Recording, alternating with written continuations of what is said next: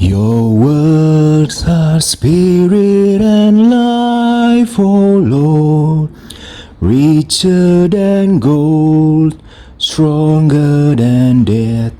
Your words are spirit and life, O Lord, life everlasting.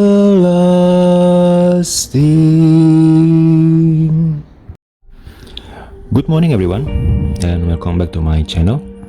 Welcome back to my last week Bible series. It has been a while since my last post. There's a lot of things going on, especially with the virus situation, and also my first son just born in April, so there's a lot of things also for me to adjust. Okay, without further ado, let's start our Bible reading. We are going to start from chapter 7, from the first book of Samuel. Okay, chapter 7. Samuel leads Israel to victory. Then Samuel said to all the people of Israel, "If you want to return to the Lord with all your hearts, get rid of your foreign gods and your images of Ashtoreth. Turn your hearts to the Lord and obey Him alone. Then He will rescue you from the Philistines." So the Israelites got rid of their images of Baal and Ashtoreth and worshipped only the Lord. Then Samuel told them, "Gather all of Israel to Mizpah, and I will pray to the Lord for you." So they gathered at Mizpah, and in a great ceremony drew water from a well and poured it out before the Lord. They also went without food all day and confessed that they had sinned against the Lord. It was at Mizpah that Samuel became Israel's judge.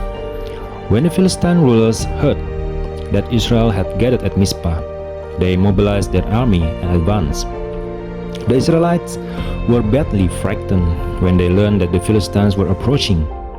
"Don't stop pleading with the Lord our God to save us from the Philistines," they begged Samuel. So Samuel took a young lamb and offered it to the Lord as a whole burnt offering. He pleaded with the Lord to help Israel, and the Lord answered him. Just as Samuel was sacrificing the burnt offering, the Philistines arrived to attack Israel. But the Lord spoke with a mighty voice of thunder from heaven that day, and the Philistines were thrown into such confusion that the Israelites defeated them. The men of Israel chased them from Mizpah to a place below Bethkar, slaughtering them all along the way. Samuel then took a large stone and placed it between the towns of Mizpah and Jeshanah. He named it Ebenezer, which means the stone of help. For he said, "Up to this point the Lord has helped us." So the Philistines were subdued and didn't invade Israel again for some time. And throughout Samuel's lifetime, the Lord's powerful hand was raised against the Philistines. The Israelite villages near Ekron and Gath that the Philistines had captured were restored to Israel, along with the rest of the territory that the Philistines had taken. And there was peace between Israel and the Amorites in those days. Samuel continued as Israel's judge for the rest of his life. Each year he traveled around and setting up his court first at Bethel, then at Gilgal, and then at Mizpah. He judged the people of Israel at each of these places. Then he would return to his home at Ramah, and he would hear cases there too. And Samuel built an altar to the Lord at Ramah. Chapter 8. Israel requests a king. As Samuel grew old, he appointed his sons to be judges over Israel. Joel and Abijah, his oldest sons, held court in Beersheba. But they were not like their father, for they were greedy for money. They accepted bribes and perverted justice. Finally, all the elders of Israel met at Ramah to discuss the matter with Samuel. "Look," they told him, "you are now old, and your sons are not like you. Give us a king to judge us like all the other nations have." Samuel was displeased with their requests and went to the Lord for guidance. "Do everything they say to you," the Lord replied, "for they are rejecting me, not you. They don't want me to be their king any longer. Ever since I brought them from Egypt, they have continually abandoned me and followed other gods. And now they are giving you the same treatment. Do as they ask, but solemnly warn them about the way a king will reign over them. Samuel warns against the kingdom. So Samuel passed on the Lord's warning to the people who were asking him for a king. This is how a king will reign over you, Samuel said. The king will draft your sons and assign them to his chariots and his charioteers, making them run before his chariots. Some will be generals and captains in his army. Some will be forced to plow in his fields and harvest his crops. And some will make his weapons and chariot equipment. The king will take your daughters from you and force them to cook and bake and make perfumes for him. He will take away the best of your fields and vineyards and olive groves and give them to his own officials. He will take a tenth of your grain and your grape harvest and distribute it among his officers and attendants. He will take your male and female slaves and demand the finest of your cattle and donkeys for his own use. He will demand a tenth of your flocks, and you will be his slaves. When that day comes, you will beg for relief from this king you are demanding, but then the Lord will not help you. But the people refused to listen to Samuel's warning. Even so, we still want a king, they said. We want to be like the nations around us. Our king will judge us and lead us into battle. So Samuel repeated to the Lord what the people had said. And the Lord replied, "Do as they say, and give them a king." Then Samuel agreed and sent the people home. Chapter 9. Saul meets Samuel. There was a wealthy, influential man named Kish from the tribe of Benjamin. He was the son of Abiel, son of Zeror, son of Bechorath, son of Aphiah of the tribe of Benjamin. His son Saul was the most handsome man in Israel, head and shoulders taller than anyone else in the land. One day, Kish donkeys straightway, and he told Saul, "Take a servant with you and go to look for the donkeys."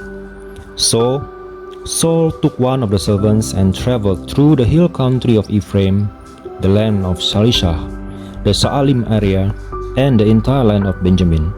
But they couldn't find the donkeys anywhere. Finally, they entered the region of Zuph, and Saul said to his servant, "Let's go home. By now my father will be more worried about us than about the donkeys." But the servant said, "I've just thought of something. There is a man of God who lives here in this town. He is held in high honor by all the people because everything he says comes true. Let's go find him. Perhaps he can tell us which way to go." "But we don't have anything to offer him," Saul replied. "Even our food is gone, and we don't have a thing to give him." "Well," the servant said, "I have one small silver piece. We can at least offer it to the man of God and see what happens." In those days, if people wanted a message from God, they would say, "Let's go and ask the seer," for prophets used to be called seers. "All right," Saul agreed, "let's try it." So they started in the town where the man of God lived. As they were climbing the hill to the town, they met some young women coming out to draw water. So Saul and his servant asked, "Is the seer here today?" "Yes," they replied. "Stay right on this road. He is at the town gates. He has just arrived to take part in a public sacrifice up at the place of worship. Hurry and catch him before he goes up there to eat. The guests won't begin eating until he arrives to bless the food." So they entered the town, and as they passed through the gates, Samuel was coming out towards them to go up to the place of worship. Now, the Lord had told Samuel the previous day, "About this time tomorrow, I will send you a man from the land of Benjamin. Anoint him to be the leader of my people Israel. He will rescue them from the Philistines. For I have looked down on my people in mercy and have heard their cry. When Samuel saw Saul, the Lord said, "That's the man I told you about. He will rule my people." Just then, Saul approached Samuel at the gateway and asked, "Can you please tell me where the seer's house is?" "I am the seer," Samuel replied. "Go up to the place of worship ahead of me. We will eat there together.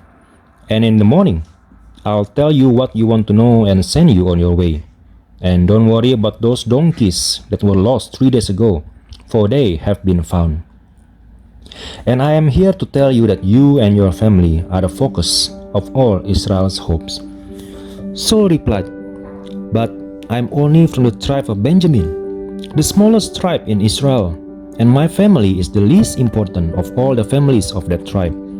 Why are you talking like this to me?" Then Samuel brought Saul and his servant into the hall and placed them at the head of the table, honoring them above the 30 special guests.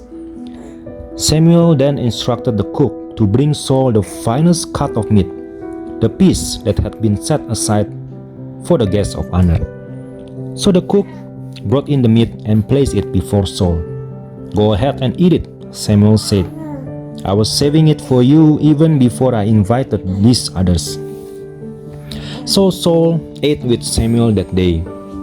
When they came down from the place of worship and returned to town, Samuel took Saul up to the roof of the house and prepared a bed for him there. At daybreak the next morning, Samuel called to Saul, "Get up, it's time you were on your way." So Saul got ready, and he and Samuel left the house together. When they reached the edge of town, Samuel told Saul to send his servant on ahead. After the servant was gone, Samuel said, "Stay here, for I have received a special message for you from God." Chapter 10. Samuel anoints Saul as king. Then Samuel took a flask of olive oil and poured it over Saul's head.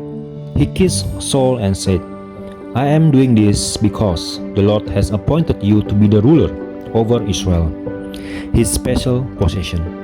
When you leave me today, you will see 2 men beside Rachel's tomb at Zelzah on the border of Benjamin. They will tell you that the donkeys have been found and that your father has stopped worrying about them and is now worried about you. He's asking, 'Have you seen my son?'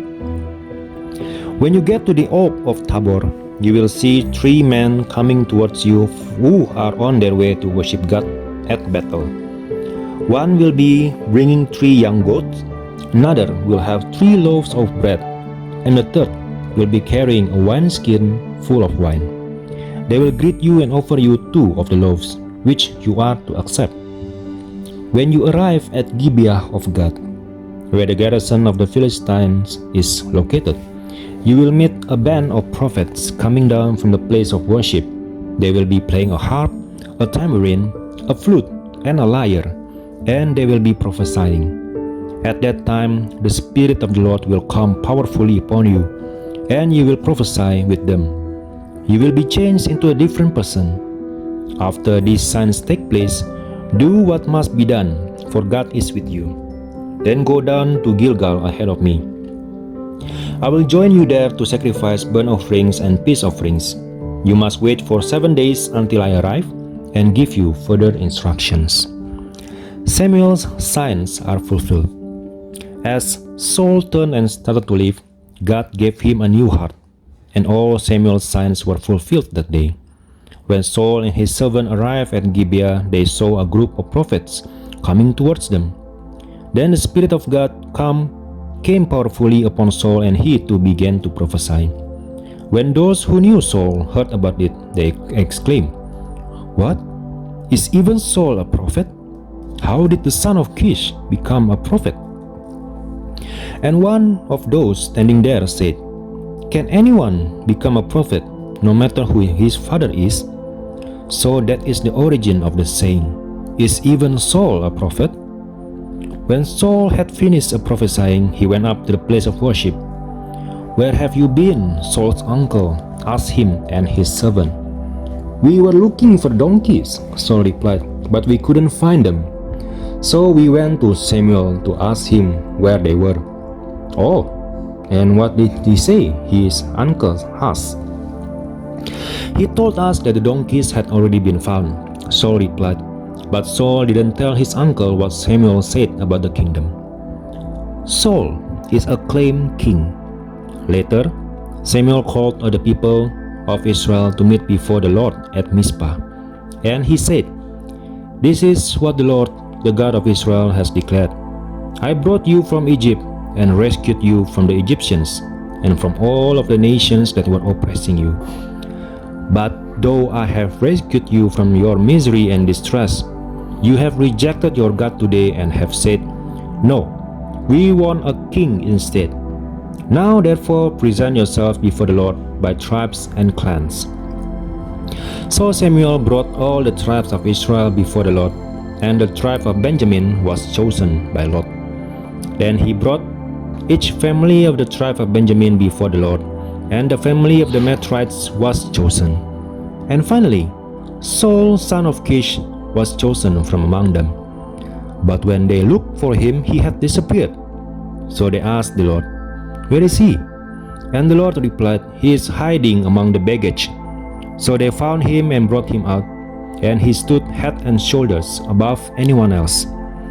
Then Samuel said to all the people, "This is the man the Lord has chosen as your king. No one in all Israel is like him." And all the people shouted, "Long live the king!" Then Samuel told the people what the rights and duties of a king were. He wrote them down on a scroll and placed it before the Lord. Then Samuel sent the people home again. When Saul returned to his home at Gibeah, a group of men whose hearts God had touched went with him.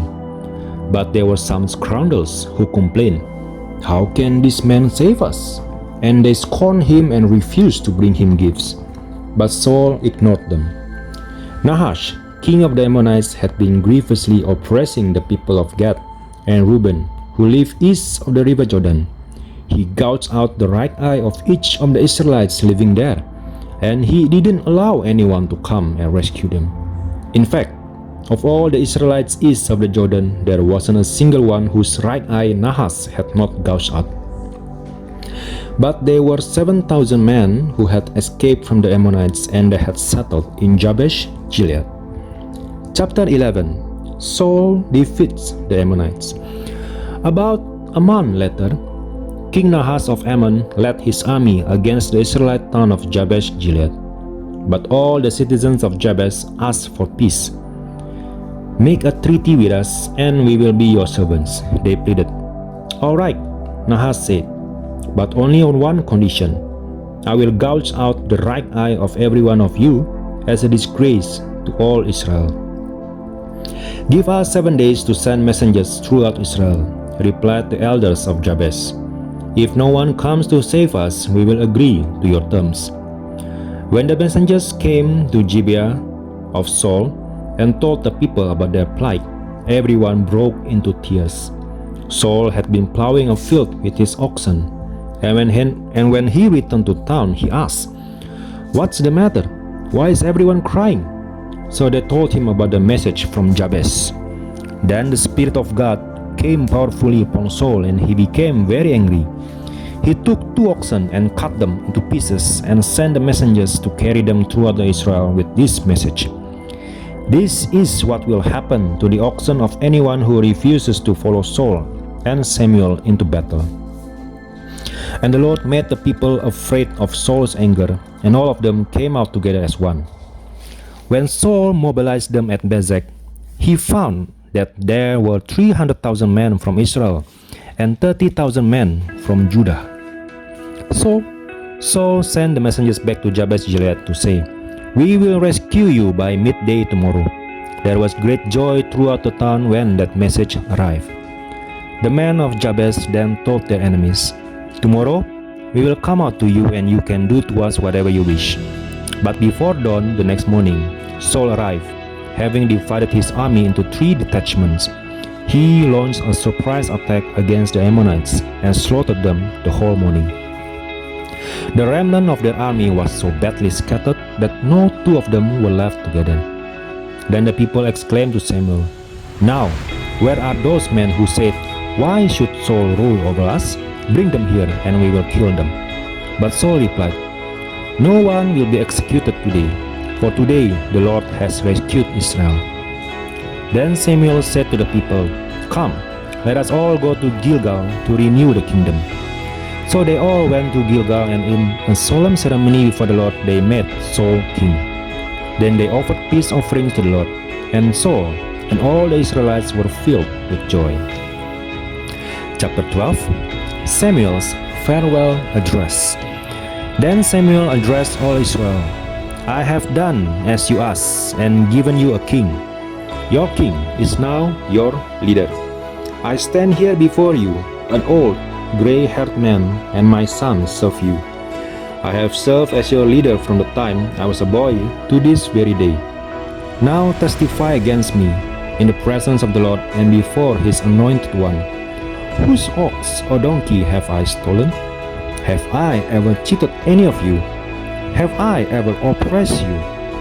Have I ever taken a bribe and perverted justice? Tell me, and I will make right whatever I have done wrong." "No," they replied, "you have never cheated or oppressed us, and you have never taken even a single bribe. The Lord and his anointed one are my witnesses today." Samuel declared, "that my hands are clean." "Yes, he is a witness," they replied. "It was the Lord who appointed Moses and Aaron," Samuel continued. "He brought your ancestors out of the land of Egypt. Now stand here quietly before the Lord, as I remind you of all the great things the Lord has done for you and your ancestors." When the Israelites were in Egypt and cried out to the Lord, he sent Moses and Aaron to rescue them from Egypt and to bring them into this land. But the people soon forgot about the Lord their God. So he handed them over to Sisera, the commander of Hazor's army, and also to the Philistines and to the king of Moab, who fought against them. Then they cried to the Lord again and confessed, "We have sinned by turning away from the Lord and worshipping the images of Baal and Ashtoreth. But we will worship you and you alone if you will rescue us from our enemies." Then the Lord sent Gideon, Bedan, Jephthah, and Samuel to save you, and you live in safety. But when you were afraid of Nahash, the king of Ammon, you came to me and said that you wanted a king to reign over you, even though the Lord your God was already your king. All right, he is the king you have chosen.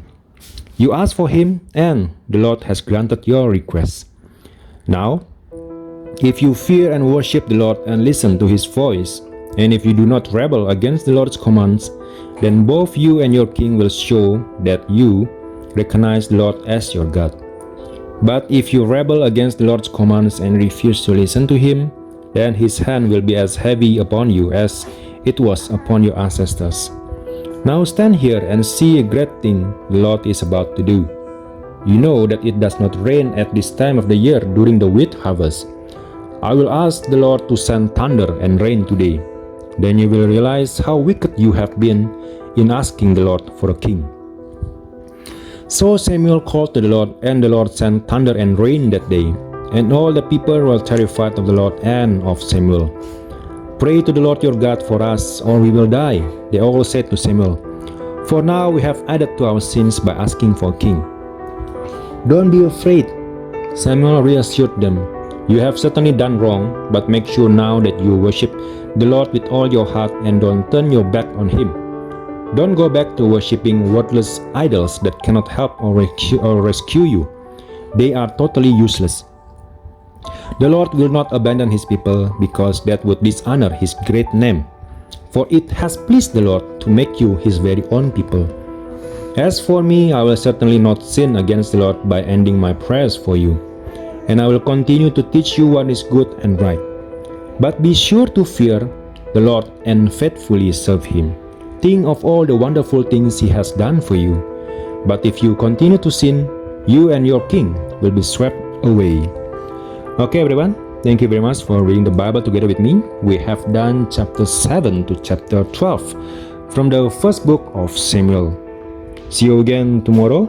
Have a good and blessed day today, and God bless.